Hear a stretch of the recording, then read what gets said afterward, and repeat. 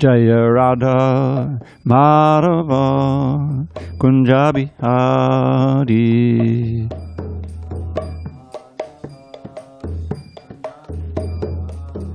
Jaya Radha Madhava Kunja Bihari.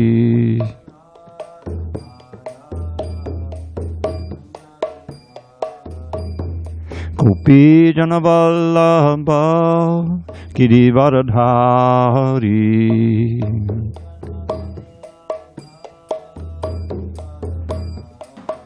Jai Gopi Jana Vallabha Girivardhari.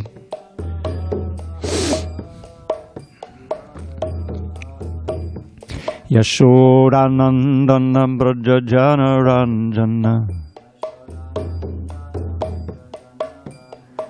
Yashodanandana Braja Ranjana.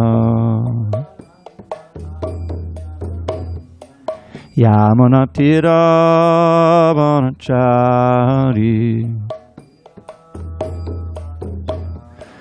Yamunatira Vanachari.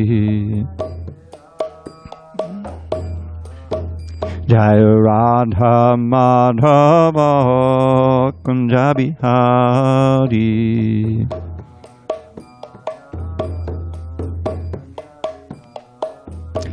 Jaya Radha Madhava Kunja Bihari.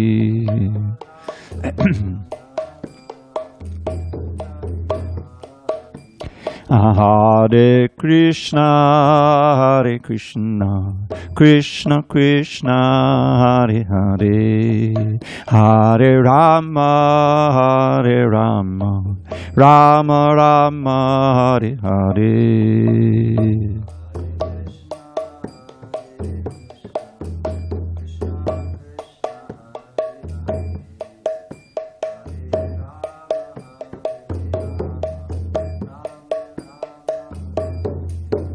Hare Krishna, Krishna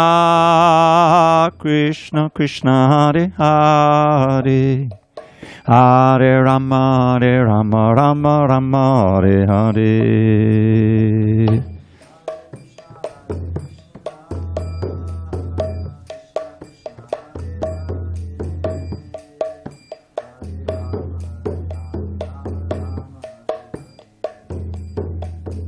Hare Krishna,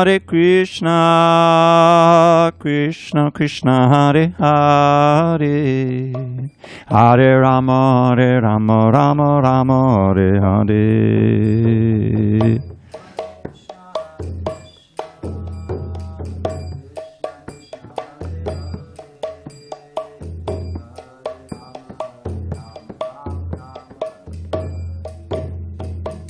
Jaya Radha Madhava Kunja Bihari.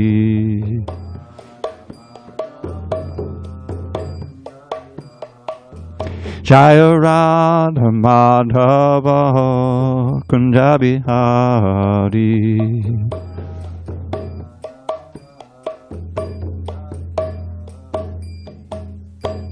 Jai Vishnupad Paramahansa Padavadakacharya Ashtoktar the Sri Srimad Divine Grace Srila A.C. Bhaktivedanta Swami Prabhupada Ki Jai. ISKCON BBT Founder Acharya Srila Prabhupada Ki Jai. Jai Om Vishnupad Paramahansa Padavadakacharya Ashtoktar the Sri Srimad Divine Grace Srila Bhakti Siddhanta Saraswati Thakur Ki Jai. Ananta Koti Vaishnava Ki Jai. Namacharya Srila Haridas Thakur Ki Jai. Srimad Bhagavad Gita Ki Jai, Samaveda Bhaktivinoda Ki Jai. All glories to the assembled devotees. All glories to the assembled devotees. All glories to the assembled devotees. All glory to Shri Guru and Gauranga. Okay, so no, I'm sorry, wrong chapter. That we did. I think it's 4.6, Prabhu. 6, right? That's what Yes, I thought. Prabhu. Yeah, page 188. You got it? Okay.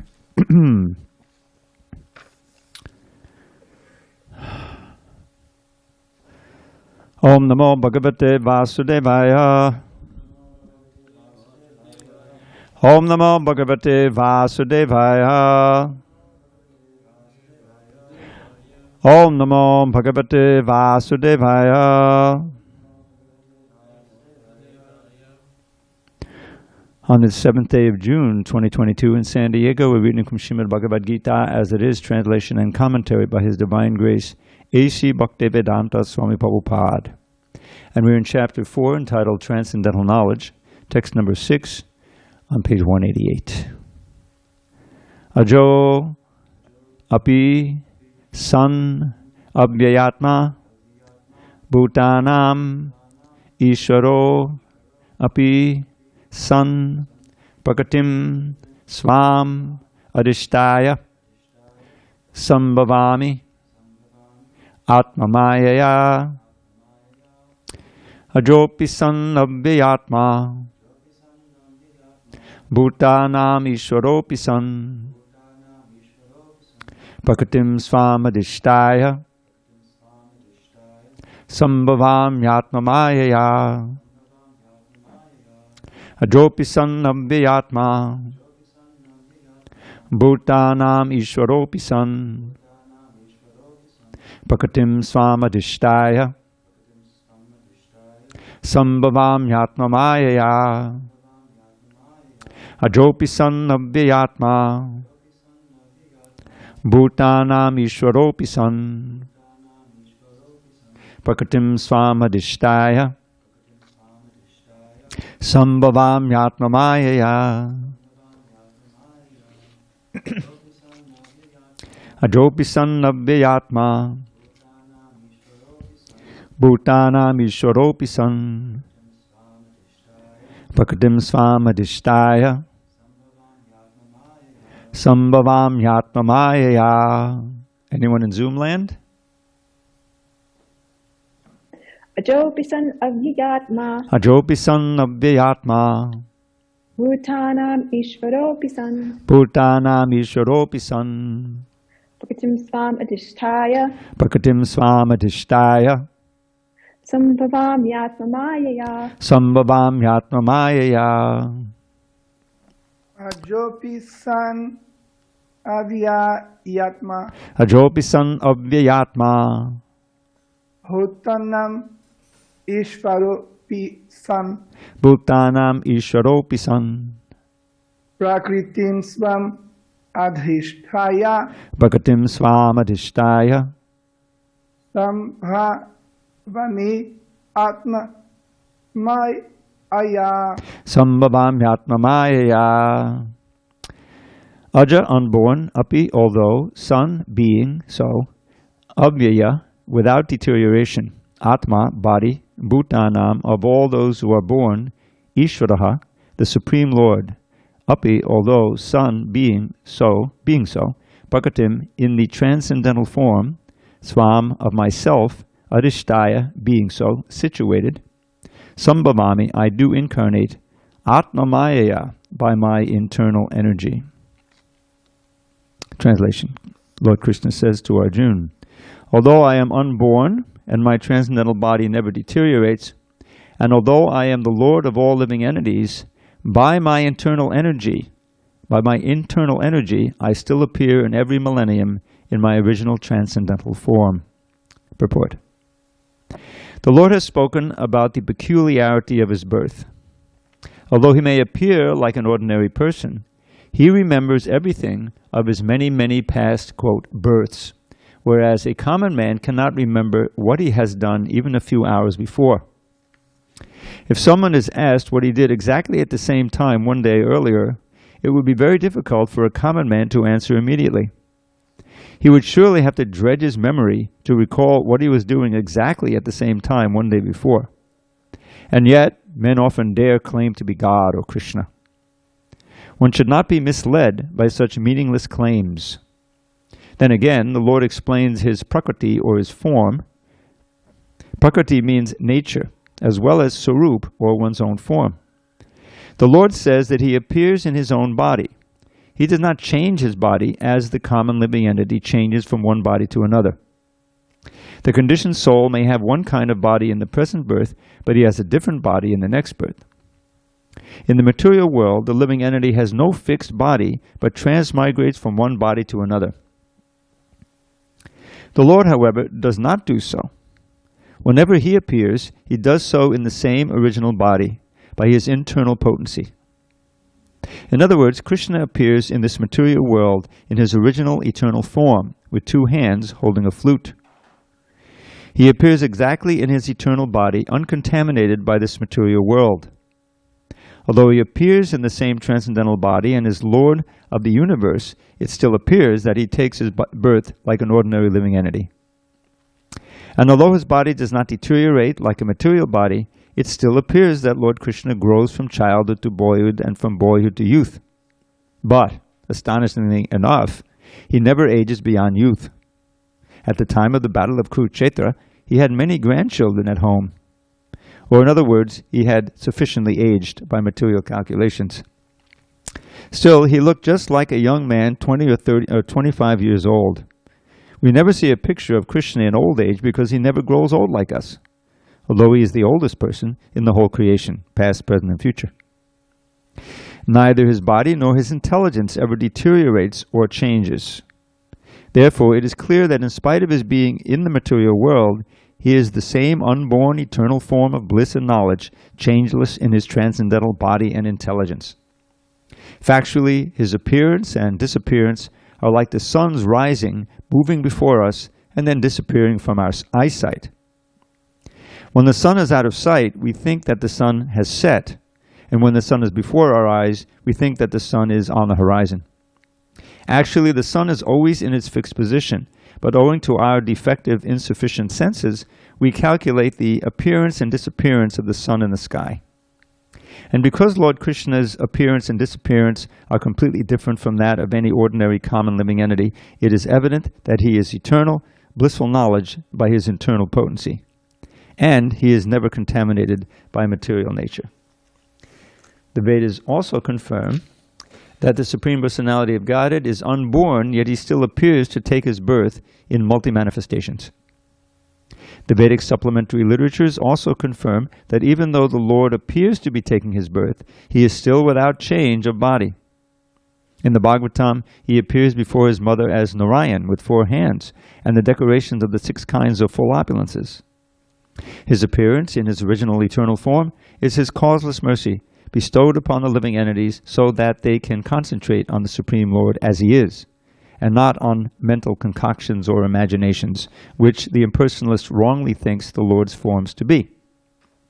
The word Maya, or Atma Maya, refers to the Lord's causeless mercy, according to the Vishvakosh dictionary.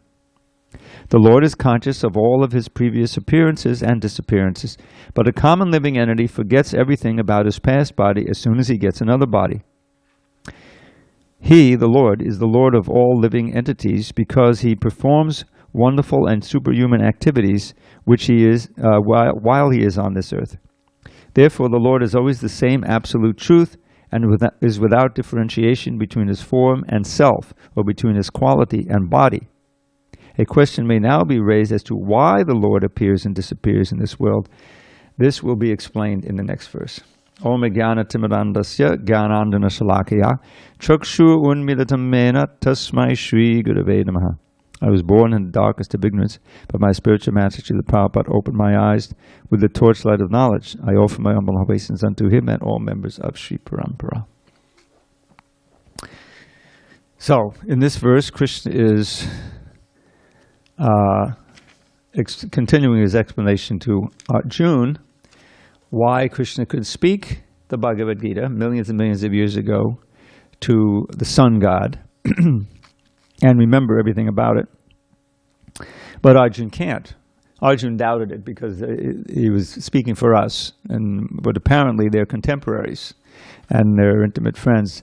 But Arjuna is his eternal friend, and in previous births he appears, he's always the intimate friend of Krishna, but he forgets. That's the difference.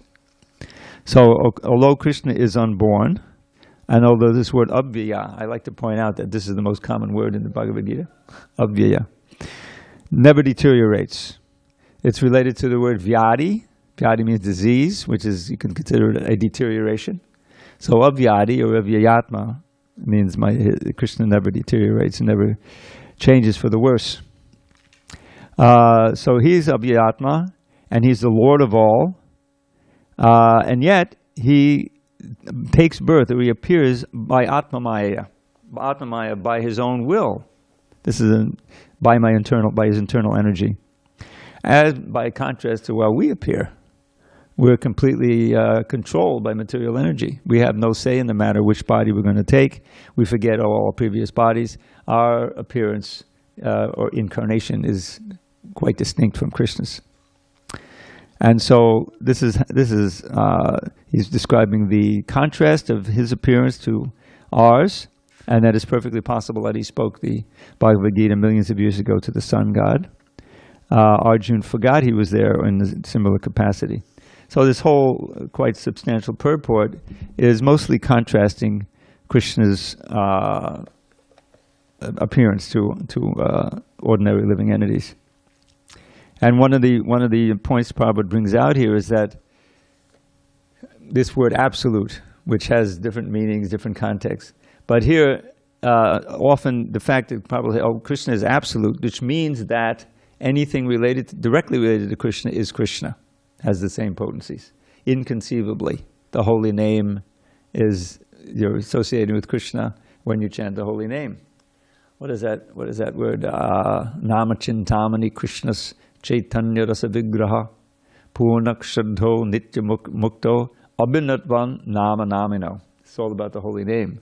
So the holy name is like a Chintamani gem. Chintamani changes things. And whatever it touches, right, it turns into gold.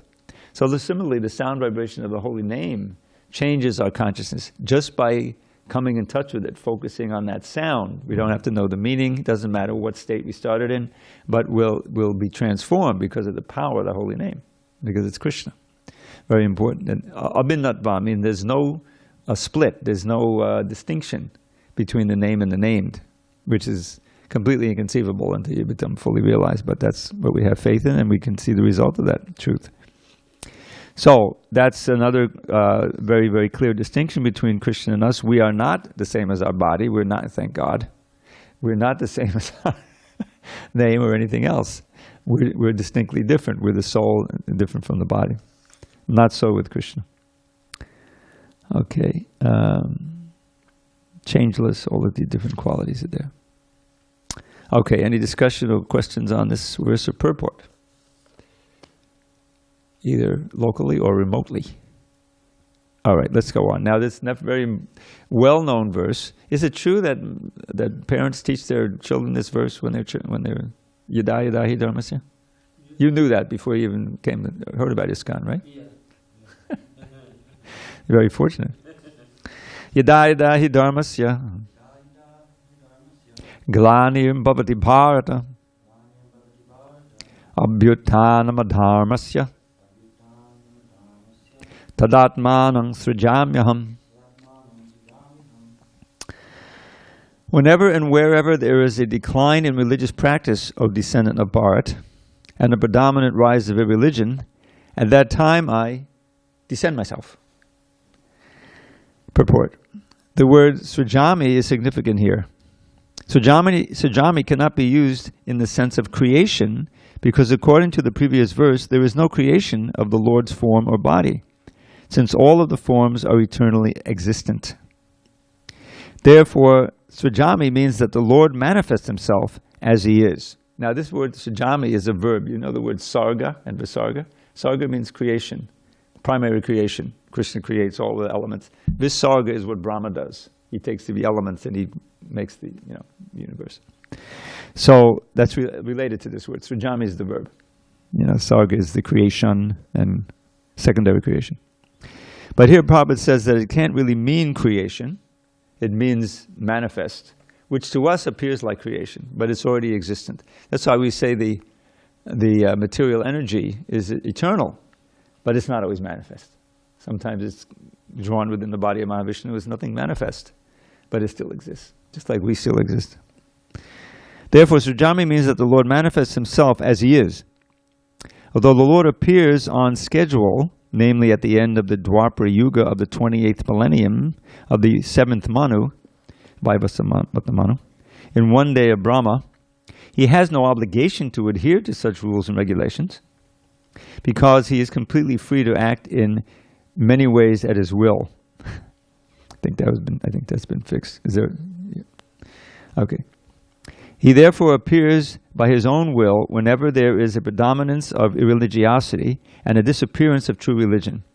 Principles of religion are laid down in the Vedas, and any discrepancy in the matter of properly executing the rules of the Vedas makes one irreligious. In the Bhagavatam, it is stated that such principles are the laws of the Lord. Anyone know that verse? Dharmam to sakshat bhagavat pranitam. It's a nice phrase to learn. That real dharma is that which is enunciated by the Lord. Can you run upstairs and tell him this? Hare Krishna. Only the Lord can manufacture a system of religion. The Vedas are also accepted as originally spoken by the Lord himself to Brahma from within his heart. Therefore, the principles of dharma, or religion, are the direct orders of the Supreme Personality of Godhead. Here it is, dharmam to sakshat bhagavat pranitam. These principles are clearly indicated throughout the Bhagavad Gita. The purpose of the Vedas is to establish such principles under the order of the Supreme Lord. And the Lord directly orders at the end of the Gita that the highest principle of religion is to surrender unto him only, and nothing more. The Vedic principles push one towards complete surrender unto him, and whenever such principles are disturbed by the demoniac, the Lord appears. From the Bhagavatam we understand that Lord Buddha is the incarnation of Krishna who appeared when materialism was rampant and materialists were using the pretext of the authority of the Vedas. Although there are certain restrictive rules and regulations regarding animal sacrifice for particular purposes in the Vedas, people of demoniac tendency still took to animal sacrifice without reference to the Vedic principles. Lord Buddha appeared in order to stop this nonsense and to establish the Vedic principles of nonviolence. Therefore, each and every avatar or incarnation of the Lord has a particular mission, and they are all described in the revealed scriptures. No one should be accepted as an avatar unless he is referred to by scriptures. It is not a fact that the Lord appears only on Indian soil. He can manifest himself anywhere and everywhere, and whenever he desires to appear. In each and every incarnation, he speaks as much about religion as can be understood by the particular people under their particular circumstances. But the mission is the same, to lead people to God consciousness and obedience to the principles of religion. Sometimes he descends personally, and sometimes he sends his bona fide representative in the form of his son or servant, or himself in some disguised form. The principles of the Bhagavad Gita were spoken to Arjuna, and for that matter to other highly elevated persons, because Arjuna, was highly advanced compared to ordinary persons in other parts of the world. 2 + 2 = 4 is a mathematical principle that is true in the beginner's arithmetic class and in the advanced class as well. Still, there are higher and lower mathematics. In all incarnations of the Lord, therefore, the same principles are taught, but they appear to be higher and lower in varied circumstances. The higher principles of religion begin with the acceptance of the 4 orders and the 4 statuses of social life, as will be explained later. The whole purpose of the mission of incarnations is to arouse Krishna consciousness everywhere. Such consciousness is manifest and non-manifest only under different circumstances. I'm sorry, I already did that. Starting our long purports. So this is a very key verse to understand why Krishna is speaking the Bhagavad Gita. Speaking the Bhagavad Gita is obviously part of this mission. This is when he appears. There are glani or discrepancies in the matter of dharma. Now, why should he care? Because we're all his children. In other words, it's like, he's perfectly happy there, and he expands himself. He's still in Goloka. He stays there all the time. But because we're his children, we're angsha of him, he feels this idea at the end of the 5th chapter, right? where he says, Bhoktaram yagtapasam sarvalokam maheshwaram suridam sarvabhutanam gyatvanam shantam richati. Probably called it the peace formula. The last words is shantam richati. So one understands that Krishna is the enjoyer of all sacrifices, he's the Lord of all worlds, and that he is the ever well-wisher, wishing friend in the hearts of all. You know, if one can actually believe that and live his life according to that principle, then you attain peace. So this word surit, Prabhupada sometimes explains it in more detail. He says there are different levels of friendship. Just like in English, we have friend, acquaintance, you know, you really don't have much feeling for them, but you know them, you know. Or bosom buddy, you know, someone who is your best friend, you know, intimate friend. Haribol. So we're on page 190. We're discussing text 7. So Krishna is, Prabhupada, he adopted that same phrase, ever well-wisher. An ever well-wisher is someone who in any circumstance wishes you well. In other words, you know, whether, even for the demons, you know, who are Krishna's arch enemies, they declare themselves enemies of Krishna. He doesn't hate them, you know, he doesn't have any enemy. But they regard him as an enemy. So why should one care about them? Because they're also just wayward children, Atmas. They're also very covered over and buried in the modes of nature, and therefore they're just like a madman, you know, who's in delirium, some fever or something, and he's lying in the hospital bed, and the doctor comes in, wants to examine him, and he thinks, oh, here's my enemy, you know, and he throws the bedpan at him or something, you know. You know, it's crazy. But the doctor doesn't say, well, okay, forget this guy, write him off, cross him off the list. No, he says, okay, let's sedate him and give him the medication, you know, because he knows his madness. So Krishna understands. Hare Krishna, welcome. Krishna understands. We have a nice seat here with a book and everything. We're on page 190. So Krishna, he comes himself, as he rarely, once in a day of Brahma, which is over 8 billion years, but he does come. And speaks the Bhagavad Gita, and he enacts the pastimes. This is another important reason, because by the force of time, as we learned at the beginning of the chapter, the science as it is lost. So similarly, the remembrance of Krishna's pastimes is lost, because we're in the material world, and when you die, how are you going to remember? You know, things.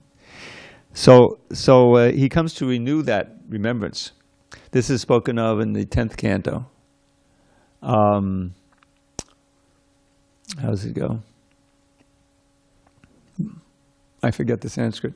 But he says, in order to show mercy to my devotees, I appear in every age and reenact my pastimes, so that then later on they can hear and chant about them and become absorbed in thought of me and attain love for me and deepen their love for me. So that's another reason he comes. But here, he's talking about Dharma. So then the question is, what is Dharma? Page 190. Dharma, each Sanskrit word, as you probably were trained, you know, is based on a certain root, and a certain very terse root. So it's the same root that we have Giridhari. This word dhari means to sustain or hold up the mountain. So everything has a dharma, means its essential nature. The dharma of salt is to be salty. If you have a white powder that's supposed to be salt and you taste it, it's sweet. So this is not salt. Or this salt is not meaning it's dharma. Or I like to give the example of these chairs. Now we have these steady benches, so the analogy doesn't work so good. I saw this still possible. A bench is supposed to support you. You sit down on it and it supports you. So that's its dharma. That's its function. But if you sit down on that bench and it cracks and you end up on the floor, you know, you don't say, oh, you're not showing your dharma. You just know this is a defective bench. It's not really a real bench. So everything has its dharma. And the question is, what is our dharma as spirit souls? So the dharma of the spirit soul, first of all, we learn certain characteristics of the soul. The jayate mriyate vakadacha nayam buddha. The soul is never born and never dies. That's who we really are. That itself is the basis of everything that comes after. You can't. That's the start. As soon as you understand that I am not this body, I'm an eternal soul, and I lived before and I'll live again. That this lifetime I'm in now, the body and everything related to it, and mind also, is a short chapter in a very long book that includes all my different incarnations in previous lives. And hopefully will end with the happiest ending of all, going back home, back to Godhead, for eternal life, where you don't change bodies anymore. You're in your swarup, which is your actual form as a spirit soul. We've lost touch with that swarup. We're going through, even in this one body, we go through many incarnations. It's constantly changing. So who am I really? Am I a 5-year-old running around in the field, or am I a 10-year-old going to school, grade school? Am I an adolescent, learning about the opposite sex? Am I a 30-year-old working hard, with the family and everything? Am I a 50-year-old getting older, worrying about gray hairs? Am I an 80-year-old? What happens next? What's going to happen when I die? So, can you imagine how valuable it is to understand, I'm not going to die. I'm just going to change bodies. So the question is, what can I do now, between now and the body becomes dysfunctional and I die, so I can get the best next body? What's the best next body I can have? A spiritual body. My original body in the spiritual world. Otherwise, who knows what happens? I may get a better body in heaven, material heaven, and live for many, many years and much greater sense gratification than we can have here. But Krishna speaks about that in the Bhagavad Gita. The vachine punye matya lokam vishanti. In order to go to heaven, there are certain rules and regulations, sacrifices, things you have to do. It's a thing. You can do it. It's in the Vedas. But it's not the solution to your problems in life, because you still have a material body, although maybe made out of different elements, subtle, live longer. But eventually you run out of your punya. Punya means pious credit that you have from charity and sacrifice and all these different things. It's spoken of in the Vedas. Then you can get all these credits. But then when you get to heaven, it's like you're putting the credit card in, you're withdrawing, and that's how you're living so long. But when it's down, you have to come back down to this realm again. You haven't made any progress toward your eternal spiritual identity. So Krishna comes again and again. Whenever this dharma is distorted, people are doing things they think is dharma, but aren't really, because dharma is defined as that which brings you closer and closer to your essential nature. And what is the essential nature? To be a loving servant of God and enjoy forever in a specific relationship in the spiritual world, beyond birth and death. Who knows about that? That's what Prabhupada came to give in these books. And when he spoke, an emissary from the spiritual world to teach us the truth about reality. And why all our attempts to solve problems, whether they're health problems or money problems or international problems, without reference to this truth, are going to be frustrated. Ultimately, you don't have to be a Hare Krishna to see that the world is become, there's so much danger. This pandemic, climate change. Are there still people who don't believe in climate change? It's like, I don't believe in gravity. Yeah, it's still going to, work. Of course it's changing. Because we're like human beings as they act now are like a virus on this planet, much more deadly than the coronavirus.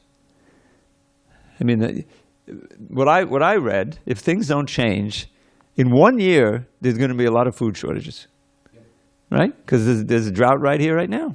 Plus you got this crazy war, holding back all this wheat. It's insane. Right here, there'll be shortages. What to do? If no material, attempts to solve the problem aren't going to work. It has to be a change in the consciousness of people, so that we're not trying to enjoy our senses and dominate others and exploit and generally be demons, but be devotees and take pleasure in serving Krishna, which is so natural and so. You don't need anything except, it's already there. You have a reservoir of pleasure in your heart, which you just have to learn how to contact, chiefly by chanting this mantra. And then you can be satisfied with so little. And you're empathetic to others. So, oh, how can I give this to other people so that they don't have to go through so much suffering and misery? That's what real life is. So Krishna is showing the way, taking so much trouble. He comes periodically when he sees that Dharma has become distorted, and adharma has become prominent. Hare Krishna, welcome. Tadatmanam sujami, I appear. So the next verse is going to say what he does when he appears, and that's text number 8. So we can chant. So we have this transliteration. I don't know if you can follow, but you see those words that no one can read there, the little Sanskrit. You can see. Okay. Well, that is transliterated into the English. It's all phonetic. You probably won't be able to follow it right away, but you can just follow along because the sound itself is very potent. You see? Paritranaya sadhunam vinashaya chadushkritam dharma sangstapanartaya sambhavam yuge yuge. To deliver the pious and annihilate the miscreants, as well as to reestablish the principles of religion, I myself appear millennium after millennium. Purport. According to the Bhagavad Gita, a sadhu, a holy man, is a man in Krishna consciousness. A person may appear to be irreligious, but if he has the qualifications of Krishna consciousness wholly and fully, he is to be understood to be a sadhu. And dushkritam refers to those who do not care for Krishna consciousness. Such miscreants or dushkritam are described as foolish and the lowest of mankind, even though they may be decorated with mundane education. Whereas a person who is 100% engaged in Krishna consciousness is accepted as a sadhu, even though such a person may be neither learned nor well-cultured. As far as the atheistic are concerned, it is not necessary for the Supreme Lord to appear as he is to destroy them, as he did with the demons Ravana and Kamsa. The Lord has many agents who are quite competent to vanquish demons. But the Lord especially descends to appease his unalloyed devotees, who are always harassed by the demoniac. The demon harasses the devotee, even though the latter may happen to be his kin. Although Prahlad Maharaj was the son of Hiranyakashipu, he was nonetheless persecuted by his father. Although Devaki, the mother of Krishna, was the sister of Kamsa, she and her husband, Vasudeva, were persecuted only because Krishna was to be born of them. So Lord Krishna appeared primarily to deliver Devaki rather than kill Kamsa, but both were performed simultaneously. Therefore it is said here that to deliver the devotee and vanquish the demon miscreants, the Lord appears in different incarnations. In the Chaitanya Charitamrita of Krishnadas Kaviraj, the following verses, Madhya 20, 263 to 264, summarize these principles of incarnation. Shristi heturye murti prapanche avatare se ishvara murti avatar nama dhare maya tita paravyome sabara avastan vishve avatari dare avataranam. The avatar, or incarnation of Godhead, descends from the kingdom of God for material manifestation. Prabhupada often points out the very word avatar means one who descends. And the particular form of the personality of Godhead who so descends is called an incarnation, or avatar. Such incarnations are situated in the spiritual world, the kingdom of God. When they descend to the material creation, they assume the name avatar. There are various kinds of avatars, such as Purusha avatars, Guna avatars, Leela avatars, Shakti Avesha avatars, Manvantara avatars, and Yuga avatars, all appearing on schedule all over the universe. But Lord Krishna is the primeval Lord, the fountainhead of all avatars. So strictly speaking, he's not an avatar, but an avatari. Lord Sri Krishna descends for the specific purpose of mitigating the anxieties of the pure devotees, who are very anxious to see him in his original Vrindavan pastimes. Therefore, the prime purpose of the Krishna avatar is to satisfy the unalloyed devotees. Anugrahaya bhaktana manusam deyamastataha bhajate tadrishi gata tashrutva tatparo bhave. This is the verse I was trying to remember. Anugrahaya bhaktanam, to sow mercy to the devotees, I come in my human form, enact my human pastimes, and having heard them, one should surrender to me and become my devotee. It's all attractive pastimes, Krishna and Vrindavan. So that's another reason he comes. Okay. The Lord says that He incarnates Himself in every millennium. This indicates that He incarnates also in the age of Kali.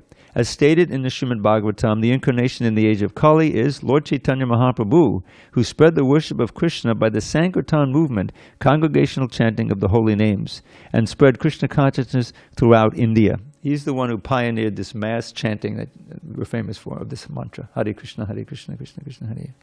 He is the one who started that in India. Not the chanting, but the mass chanting, congregation. He predicted that this culture of Sankirtan would be broadcast all over the world, from town to town and village to village. Lord Chaitanya, as the incarnation of Krishna, the personality of Godhead, is described secretly but not directly in the confidential parts of the revealed scriptures, such as the Upanishads, Mahabharata, and Srimad Bhagavatam. The devotees of Lord Krishna are very much attracted by the Sankirtan movement of Lord Chaitanya. This avatar of the Lord does not kill the miscreants, but delivers them by His causeless mercy. So, Padatanaya Sadhunam. Who are the sadhus? That's the question. The sadhus is an English word by now, you know. And so we have the word, this famous phrase, sadhu sangha, which is often shortened to satsanga, right? So we're trying to have a little sadhu sangha here, satsanga. But in the Bhagavatam, Srimad Bhagavatam, there's some nice definitions or descriptions of the sadhu. Titikshava karunika suridak sarvadehinam ajata shatravat shantha sadhavak sadhabhushana. So the first quality mentioned here is titikshava, which is tolerance. Now, when asked about Jesus Christ, our spiritual master said, "Oh, we accept Him as a spiritual master." So we're not. There's not a big conflict there. So this quality of tolerance is one of the most famous qualities that He had. Everyone knows He's on the cross, but He's not crying out in agony. He's calling out to His Lord and say, "Please forgive them, because I don't know what they do." Who can really imagine what kind of tolerance that is? So, and karunika, He's not only tolerant, but also full of compassion for others. And they go together. If you're full of compassion, you try to preach and give the truth, but it's also very difficult. Our spiritual master also went through many austerities to spread this science. So you have to be tolerant. You have to tolerate so much nonsense and so much opposition, and even threats of death, which, sometimes our spiritual master did that, Srila Prabhupada. So, Suridak Sarvadehinam, friend to every living entity, not just the humans. That's why we're known, this is vegetarian, we don't kill the cows, because that's terrifically bad karma to do that. And no one knows, they just go to McDonald's. I live across from McDonald's. I don't go over there to eat, but I live right across. It's everywhere. People don't know. Not good. So, but Suridak Sarvadehinam, the friend of all living entities, Ajata Shatravat means that bearing no enmity toward anyone, even if someone bears enmity to you. And therefore, because free of material desires, no enmity, very peaceful at heart. Sadhavak sadhabhushan. And how to get those qualities? Krishna says in the form of Lord Kapila Dev, Mayanannema bhavane bhaktin kurvanta yedadham, which means unalloyed devotion unto God. These awaken the natural sadhu qualities in everyone. It's artificial to be demonic, to paradukkha sukhi, taking pleasure in others' unhappiness. It's horrible. Sociopathy, apathy. It's sick, right? But feeling pain in others' pain or empathy, this is the quality of all the sadhus. So, this is by practicing Krishna consciousness, one develops these sadhu qualities, and then one feels, let me try to give this to others, this knowledge, this science, because it's my life has been transformed. I'm tapped into the natural reservoir of pleasure in the heart.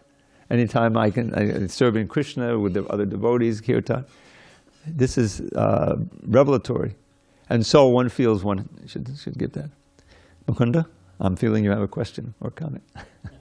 Yeah, I forgot to ask during the last verse. Well, I have two things. The last verse mentioned Srijami, and you brought the word, sarga and visarga. And I've been meaning to ask this prefix V, like vikarma and vijnana and visarga. What exactly? It's like it's not. Well, in this case, sarga refers to what Krishna does, Yeah. which is really the manifestation of all the elements in raw material. And visarga, in this case, just means secondary. It can mean different things. Okay. You know, it can mean deeper or more profound, like jnana and vijnana. Further or something. Okay. Yeah, Okay. further. Yeah. So, because karma, when I first like vikarma, I thought at the end of the day it's like almost like vicious, like it's That's like a a negative. Yes. But it's not always a negative. It's Not usually always. not. It seems. Not always. No. Okay. Sometimes it's just more intense. You know. Okay. The second question regarding this verse is you were mentioning how Lord Chaitanya, maybe you're saying Krishna, but either way, the term avatari. So Lord Chaitanya is called an avatari and Krishna is called an avatari, but it's not clear to me why the other Vishnu avatars can also be called avatari if if Mahaprabhu is an avatari, because they're all. Why is Mahaprabhu avatari? I guess is my question. Because this came up when I first started working on the Back to Godhead, that although he's not, you know, he's a golden avatar. I mean, he's known as the golden avatar. That's right there in the TLC, at least the first edition and everything. But officially, because is not we don't say he's an incarnation of Krishna. He's Krishna himself, you know, Lord Chaitanya, even though he's a golden form and he has different activities, you know. But it's Krishna himself. So to emphasize that, at least when I was working on Back to Godhead, we tend not to call him an incarnation, because the incarnation is the incarnation of someone, you know. And like Matsya Avatar and these, you know, and the Varaha Avatar, they're incarnations of Krishna. And what does that mean? Well, there's the Kala and the Anksha. You know, there's a plenary, and then the partial incarnations. They're also considered, and even the Avesh are considered avatar, Sakyavesh avatar. So the idea is that Krishna, yes, he descends, as you know, but Prabhupada said, but don't think that this word, you know, he manifests. He manifests himself as he is. And so, yeah, you would think that Vishnu could also be understood as a source of avatars. But because they're all expansions of Krishna, so they don't get that avatari means the source of all incarnations. It's just a convention, you know, official convention. You have something. Go ahead. Why is that Lord Chaitanya coming here to spread love of God, but he's in the real scriptures he's described secretly, not openly? I'm sorry? Why is he is hidden? Yeah. Well, the thing is that Krishna comes at a certain schedule as Krishna with the flute, you know. And then he goes back, and he's not due to come back, you know, again for another day. But we read in the Chaitanya Charitamrita how Krishna himself became enamored of his own reflection. His beauty was so great. He says, "Oh, I've never seen anything like it," you know, because there's not so many mirrors there, but there was a mirror-like floor. He sees it. I can't appreciate my beauty in full unless I take the position of Radharani. Because by her love, she appears, you know, she appreciates his qualities and beauty and everything else so much. So he has this dual interest. One is the personal interest of being able to experience the love of God, the Premananda, which he can't experience. Sorry, I'm getting a little cramp here. As Krishna himself. And the other is the reason mentioned here, to save people who are without real dharma. But because we're so covered over in this Kali Yuga, that he comes and gives a special concession. It doesn't matter how pure you are, where you come from, you could be the worst demon. Just chant this mantra and take this prasadam. But the food stuff translated, and that'll help purify you so much that all your sins will be eradicated, and then if you stay on the path, you know, then you can be delivered even from a very contaminated and sinful status. So that's why he's known as the most merciful avatar. He's not demanding surrender to me. He says, just take this book, learn about Krishna, and then start chanting this mantra. Everyone is eligible. Doesn't matter who, gender, background, sinful background. So this is, Krishna says at the end, surrender to me, and I'll deliver you. But but in the form of Lord Chaitanya, he doesn't say that. He says, just chant the mantra and begin that way. Come to the lounge, Krishna lounge, and everything will be fine. That's the Lord Chaitanya's. So that's why he's differentiated there. And I guess the question is, why is that it's not openly described? Oh, in the yes, real it's scriptures? hidden. Yeah. Well, because one of the things is he wanted to follow the Shastra. And the Shastra says, there's Tri Yuga. You see a verse in Prahlad Maharaj talks about Tri Yuga. But in that same verse, he says, he doesn't come, but there's a covered avatar. There's a certain, because it's too contaminated, too crazy in this Kali Yuga for Krishna himself to come and be insulted and denigrated. So he comes in this hidden form, and but he performs the same function of delivering the souls in the most, And it said that Kaling Sabhaji Antyaya Guna Gyasada Bhagana, those who are really intelligent, they worship this Kali Yuga, this particular Kali Yuga. Not every Kali Yuga is a cycle, just like seasons, Does Krishna or does Lord Chaitanya come? Because in this age, just by Sankirtan of the holy name, one can achieve all one's spiritual aspirations. It's a great concession and benediction. So we should take advantage of it. Okay, so we have 1 minute, so I'll just end with one little poem. Just a quick question on top of it. Okay, and we won't have a poem. Prabhu, who figured out the villagers for Sri Chaitanya Mahaprabhu? Just a follow-up question on Dimitri's question. Who figured out what? Who figured out Lord Chaitanya was Krishna, like the villagers, or somebody saw some mysticism, some No, it wasn't something. villagers. It was like his intimates in the Navadvip, where he actually revealed himself. He was saying, no, I'm not Vishnu. The living entity can't be Vishnu. But then at a certain point, because Advaita Acharya had prayed for Krishna to come himself, And then one day, Lord Chaitanya, he went to, I think it was Srivas Thakur's house, and there was like 26 hours where he was actually sitting down and he was accepting worship as Vishnu, and he revealed himself to be such. Even different avatars, he was manifesting. So everyone got to see that, yes. But that was only in the most intimate field. But those who were throughout, they could understand, this is really Krishna who's giving this. Only he could give love of God this way, freely. All right, so one quick verse. Okay, so this one,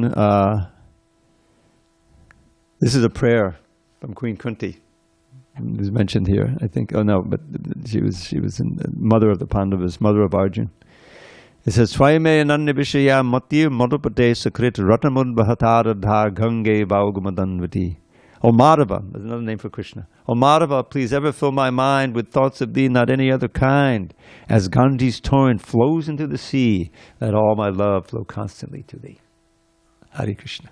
All glory to Srila Prabhupada. Now we're going to have a nice kirtan here and then some prasadam if you'd like to stay.